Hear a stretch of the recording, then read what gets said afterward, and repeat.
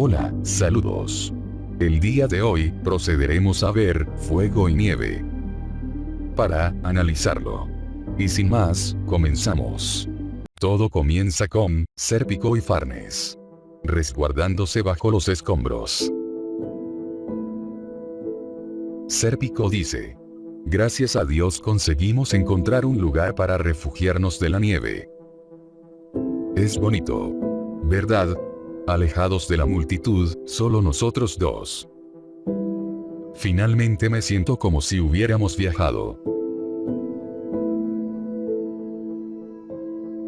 Farnes le dice a Sérpico: eso son solo tonterías, tengo frío y hambre. Sérpico le dice: entonces, ¿nos volvemos? ¿Nos olvidamos del espadachín oscuro? Farnes le dice: no tengo esa intención. Sérpico le dice: si quieres informar a la Inquisición de que los caballeros de la Sagrada Cadena de Hierro fueron asesinados por monstruos que destruyeron todo. Farnes le dice: entonces ve y corre el riesgo de que te declaren hereje y te ejecuten. Sérpico piensa: me pregunto si el teniente será capaz de contenerse. No es muy flexible. Farnes dice: en lo que a mí respecta, no quiero volver a ver a ese cuarto. Farnes le pregunta a Sérpico: ¿y tú, por qué te sientas tan lejos? Ven junto al fuego. Sérpico le dice: ah, no, gracias. Prefiero estar atento en caso de que se aproximen la armada de Kuchan o algún explorador. Farnes le dice: nadie en su sano juicio viajaría con este tiempo. Ven aquí y entra en calor. Eres el encargado de conseguir provisiones, si enfermas estaré en problemas. Sérpico le da la espalda a Farnes. Y piensa: odio el fuego.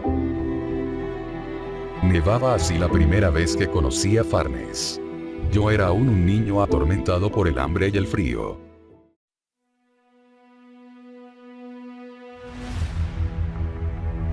Vemos como unos niños patean a otro en la nieve. Cuando los malos chicos lo botan al suelo, dicen: de ahora en adelante, nosotros nos encargaremos de la comida de esta zona. Aquí no hay trabajo para basura como tú. No vuelvas por aquí. Vemos al joven Sérpico tendido en el frío suelo, reventado. Cuando el chico que le robó a Sérpico estaba por irse, se da media vuelta para ver algo que le llamó la atención. En ese mismo instante, es golpeado por una roca en su ojo, por Sérpico, para luego continuar golpeándolo en el piso, dejando a su ladrón reducido.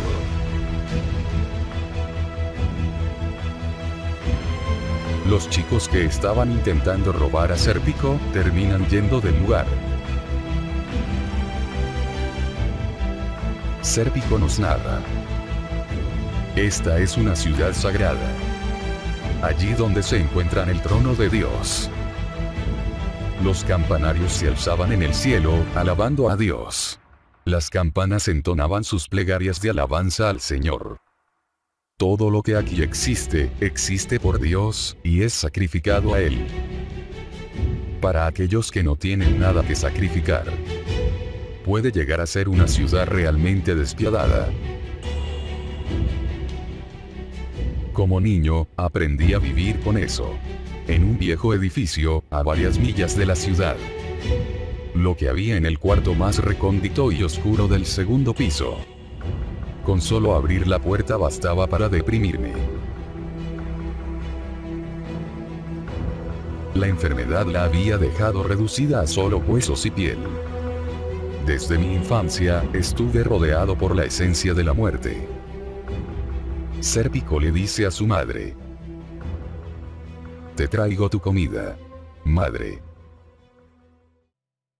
La madre de Sérpico le dice a él: ¿se puede saber dónde has estado? Me has dejado aquí sola, sufriendo. Me duele la espalda, por favor frótamela para aliviar el dolor. Mientras que Sérpico masajea la espalda de su madre, él piensa. Sus costillas y su columna se marcaban como si hubieran sido esculpidas. Ello a veces me hacía pensar que era algún monstruo desconocido. La madre de Sérpico le pregunta: ¿cómo te hiciste esa herida? Sérpico le responde: me peleé con los niños de la ciudad. La madre de Sérpico le da una cachetada y le dice: tú tienes sangre noble. No te rebajes a discutir con los que están por debajo de ti. Ten orgullo. Eres mi única esperanza. Algún día tu padre volverá con nosotros. Y cuando eso ocurra deberás estar a la altura para que se sienta orgulloso. Sérpico le dice a su madre: por favor, madre, relájate o volverás a toser de nuevo. La madre de Sérpico le dice: debes entenderlo. Sé orgulloso. Sérpico piensa. Durante su delirio, siempre repetía las mismas palabras. Según parecía, ella había trabajado como dama en la mansión de un noble hacía tiempo. Y yo era el resultado de un desliz con el noble de la casa. La madre de Sérpico le dice: toma esto y guárdalo siempre junto a ti. Alguna vez lo necesitarás para probar quién eres. Sérpico piensa. En otras palabras, soy el hijo bastardo de un noble. Ella se aferró a esos recuerdos, obligándome a llevar sobre mis hombros esa carga cuando ella no estuviera. Probablemente nunca se le ocurrió pensar en cómo un niño podría sobrevivir en esa casa llena de enfermedad. Sérpico se encuentra con otro malvado chico, que le dice: creo que el otro día le hiciste algo a mi hermano. Y entre varios comienzan a golpear al pequeño Sérpico. Él piensa: todos los días mi madre reforzaba esa carga. Y todos los días la ciudad cortaba ese orgullo de raíz. Con el tiempo, acabé sin ninguna expresión. Y sin sentir ninguna emoción. El pequeño Sérpico molido en el suelo piensa: no puedo moverme.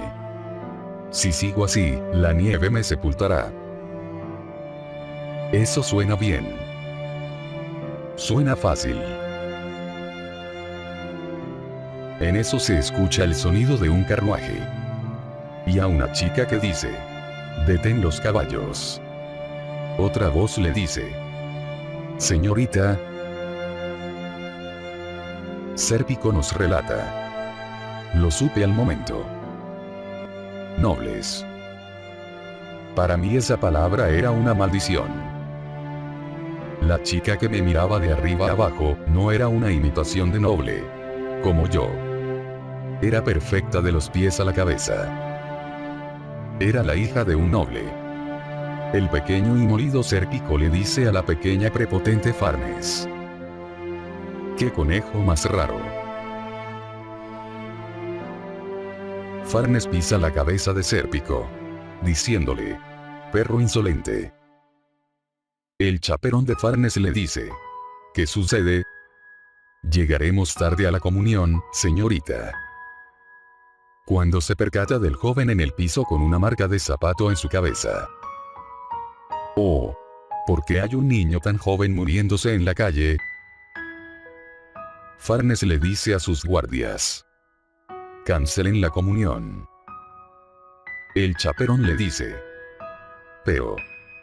Y Farnes le dice: suban a ese niño al carruaje. Nos lo llevamos a casa. Las sirvientas de la casa le dicen a la pequeña Farnes: señorita, ¿no debería dejárnoslo a nosotras? Farnes le dice: por supuesto que no. Yo cuidaré de él. Vosotras salid de aquí. Sérpico nos narra. Ella me recogió como una mascota herida. Farnes, lanzándole el paño en la cara, le dice: bien. Te salvé de una muerte segura. A partir de ahora me perteneces. Júralo. Sérpico piensa. Eso era algo que no había planeado. Pero gracias a eso, conseguí un trabajo estable. La madre de Sérpico le pregunta: ¿la mansión de un noble? ¿Y cómo se llama el dueño? Sérpico le dice: estaba demasiado abrumado y me olvidé de preguntar. Me dijeron que, a partir de mañana, tendré que vivir allí para trabajar. No te preocupes, con mi salario podré contratar a una enfermera que cuide de ti. Sérpico nos narra. Había sido liberado del monstruo deprimente. Si dijera que me apenaba, estaría mintiendo. Ella solo dijo una cosa. Esto me hizo sentir culpable, como un pecador. La madre de Sérpico le dice: es tu oportunidad de volver a entrar en la aristocracia. Trabaja duro y bien. Sérpico continúa narrándonos diciendo: se decía que la familia Vandimion poseía más riqueza que el mayor país del mundo. Los reyes de numerosos países dependían de ellos, además designaban a los obispos y mandatarios religiosos de la ciudad santa. Eran el poder tras el poder. La mayor influencia sobre cualquier cosa. Por supuesto, yo era demasiado joven para saberlo. Vemos al pequeño Sérpico corriendo hacia la puerta. Pensando: ahora que miro de nuevo, este lugar es enorme. Y vemos a la pequeña Farnes decir: de ahora en adelante eres mi paje. Y solo me obedecerás a mí.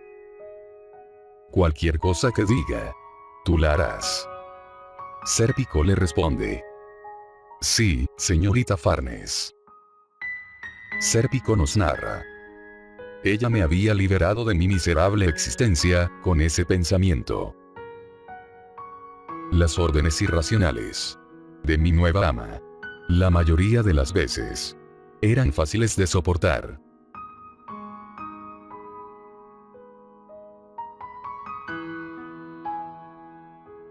Vemos a los sirvientes que le dicen a Sérpico: pobre chico, ya has aguantado bastante.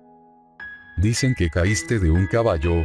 Has podido romperte unos cuantos huesos. Todos los que le han servido han salido corriendo nada más darse cuenta de cómo era. Incluso una vez prendió fuego a las ropas de una niña cuando aún las llevaba puestas. Ten cuidado de no encontrarte con ella cuando tenga un mal día. Sérpico continúa narrándonos. Esa pequeña tirana. Esa vista por todos con desprecio y rabia, como si se tratara de un volcán a punto de estallar. Ella creció así, debido a varias buenas razones. Su padre Lord Van-Digimon estaba tan ocupado con su trabajo que no se pasaba por casa. Su madre tampoco tenía tiempo para ella, pues dedicaba su tiempo libre a ir de fiesta en fiesta. El amor de sus padres se manifestaba solo en una montaña de cosas que amenazaban con enterrarla en cualquier momento. Ella era sencillamente abandonada a su suerte en los pasillos de la mansión. Las filas de esculturas prohibidas que nos miraban formaban un laberinto de oscuridad que nos oprimía. Pensar que docenas de sirvientas trabajaban allí. No podíamos decir que no los viéramos cada día. Me recordaba aquel cuarto oscuro que fue mi hogar, y en el que crecí con mi madre. En esa enorme prisión vivía ella sola, sin responsabilidades. Su acto de compasión no solo había sido calculado. Debió haber notado en mí el mismo dolor que tenía ella. Una noche llegó una tormenta. La pequeña Farnes le dice a Sérpico: ¿has entendido? Te quedarás toda la noche sujetando mi mano. Sérpico le dice: por supuesto. En eso se escucha un gran estruendo. Farnes grita: no. Sérpico le dice: señorita Farnes, por favor cálmese. Farnes le dice: haz algo con esos truenos. Sérpico le responde: no sé cómo. En eso la rama de un árbol impacta con la ventana, destrozándola. Sérpico, acercándose a la ventana, dice: oh, no, la ventana. Pero la señorita Farnes ya no aguanta y sale corriendo de la habitación. Sérpico grita su nombre, pero no funciona. Y le vuelve a gritar diciendo: señorita Farnes, ¿a dónde va? Sérpico nos narra: ella corría en medio de la tormenta. Giraba y giraba como si estuviera bailando, gritando con una voz que no era una risa ni un llanto. Era como si estuviera poseída. Sérpico, tras de la loca Farnes, en medio de la tormenta le grita: señorita Farnes. Pero la ve con un palo destrozando estatuas. Farnes le dice a Sérpico: una tormenta. Yo también puedo ser una tormenta. Sérpico nos narra, a nosotros los bellos espectadores. Sus actos delirantes ahuyentaron a todos. Una vez, la seguí a través del bosque que había detrás de la mansión. En lo profundo del corazón del bosque, encontramos un pequeño claro. Noté que a nuestro alrededor parecía haber huesos de pequeños animales. Farnes le dice a Sérpico: trae algunas ramas. Sérpico nos dice: unos días antes, se había encaprichado de un pájaro. Sérpico le pregunta a Farnes: señorita Farnes. Farnes le responde: este pájaro no ha crecido para amarme. Sérpico continúa narrándonos: durante un rato revoloteó violentamente, chillando. Y entonces se quedó en silencio. La sádica Farnes le dice a Sérpico: este es mi crematorio, mi altar sagrado. Aquí quemo todas las cosas malas. Sérpico, narrando, dice: la luz iluminaba su rostro mientras hablaba. Y ella sonreía como si estuviera en trance. Cuando hizo eso, pareció como si intentara alejar a la gente de ella, causándoles miedo. Pero entonces, ¿por qué? La ventana de su cuarto daba a un lugar que tiempo atrás fue usado para quemar a los herejes. Me contaron que, cuando aún era muy pequeña, se abrió paso y consiguió lanzar algunas antorchas. La luz que desprendió aquel fuego debió ser como un faro que rompió la oscuridad que la rodeaba.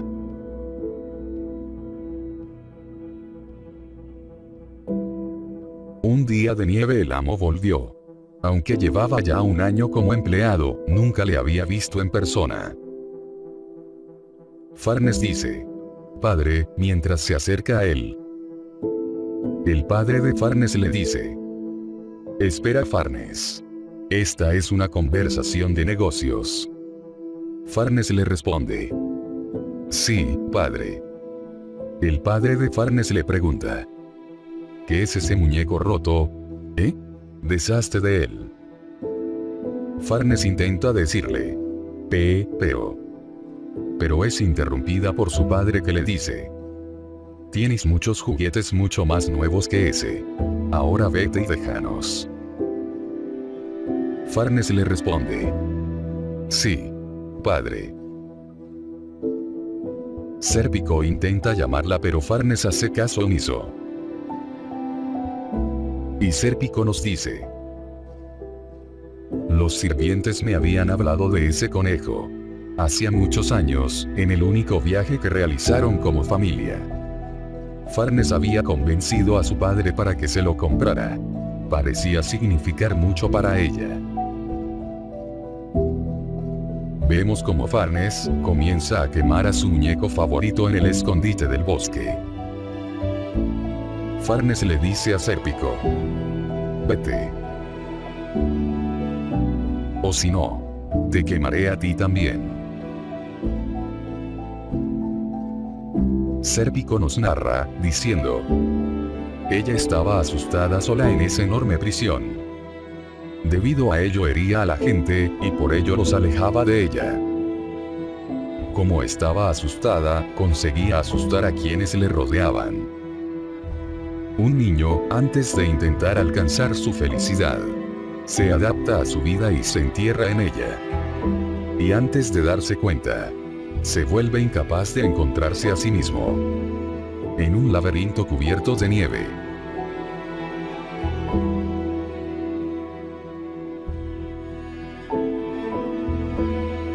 En ese mismo día, mi amo me detuvo en el pasillo. Sérpico le dice: sí, señor. El amo le dice: ¿qué es eso que llevas alrededor del cuello? Sérpico le responde: esto, señor. El amo le dice: déjame verlo de más cerca. Ah, lo que pensaba. Sérpico nos narra: pensaba que me acusaría de haberlo robado. Dentro había una pequeña imagen de mis padres cuando eran jóvenes. Y ahora, le estaba conociendo. Esto no me causó ninguna reacción emocional. Quizás debería haber sentido algo. Sérpico pequeño piensa: ah, así que es él. Sérpico nos vuelve a narrar diciendo: pero saber que Farnes era mi hermanastra era realmente chocante. Me contó que los 3 herederos de la familia Vandimion, mis hermanos, estaban envueltos en una pugna por la sucesión. Dijo que no estaba dispuesto a reconocerme como hijo de su amante, pues no quería arriesgarse a iniciar un torrente de violencia innecesaria. Sin embargo, si aceptaba guardar el secreto, me concedería un rango de noble. Y se encargaría de que fuera criado de acuerdo a mis nuevos estatus. Sérpico le pregunta a su padre: ¿y qué debería decirle a mi madre? Su padre le responde: justo eso. Y mis labios fueron sellados. Pero aún así, era mucho más de lo que aspiraba a alcanzar. Mi pobre madre. Vemos a la madre de Sérpico que le dice: gracias a Dios. Sérpico nos narra: acepté las condiciones de mi padre, confiando en que así podría seguir viviendo en la mansión. El padre de Sérpico le dice: muy bien. Para ser honestos, no sé qué hacer con Farnes. Cuando está conmigo aparenta inocencia. Y según me han dicho, tu llegada ha sido una bendición para el resto del servicio. Sérpico nos dice: habló sin remordimientos, a pesar de que solo había hablado con ella una vez en todo el año. Ninguno de los dos tenemos el poder para derretir la nieve que se amontona sobre nosotros. Pero quizás podamos darnos un poco de calor el uno al otro. Y así termina el capítulo de hoy. Procederemos a analizarlo. El capítulo de hoy estuvo...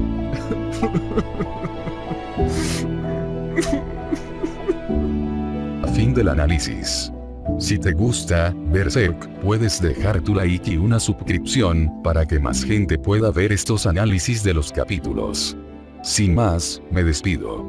Nos vemos hasta la próxima. Buena suerte.